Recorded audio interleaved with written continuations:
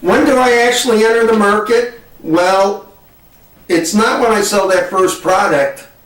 It's actually when I start talking to people. Because the second people know that I'm interested in entering the market, they may talk to other people who will talk to yet other people. And sooner or later, remember those 1950s sitcoms, where there was always the family and down the street lived that gossipy neighbor? Well, that gossipy neighbor, the business equivalent of them, the industry equivalent of them, is going to pick up on it sooner or later if you're talking to people, and they're going to tell everybody, and whomp, you're in the market. Now, given that that's going to occur, why don't I structure the way I talk to people to take that into account?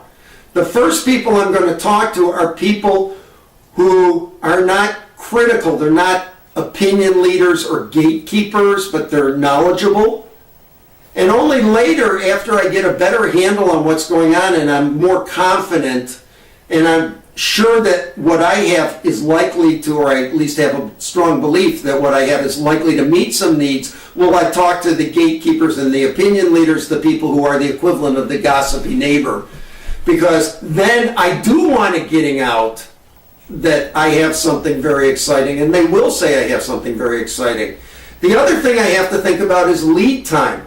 If I'm doing early stage research and I'm talking to opinion leaders and gatekeepers who are talking to a whole slew of other people, I may not want to be doing that now because I may tip my hand. On the other hand, if I'm just about to go to market, it's okay to tip my hand. I may scare off other people and not give the competition time to develop something before I hit the market with my own product. Basically, what I really want to be doing is something called concurrent engineering. That is, I want to go out and figure out who some of my lead customers are going to be, figure out who some of the key people I need to talk to are, and pull them into my design process at appropriate times, given the impact that they will have in the communication channels that they are in. So market entry is not about selling product, although that's certainly a key part of it, and you do want to consider the formal date that you're going to launch the product as well. But you want to work back from there to different milestones: beta test, hard design, so on and so forth, to get clear about where you want to bring different kinds of people in.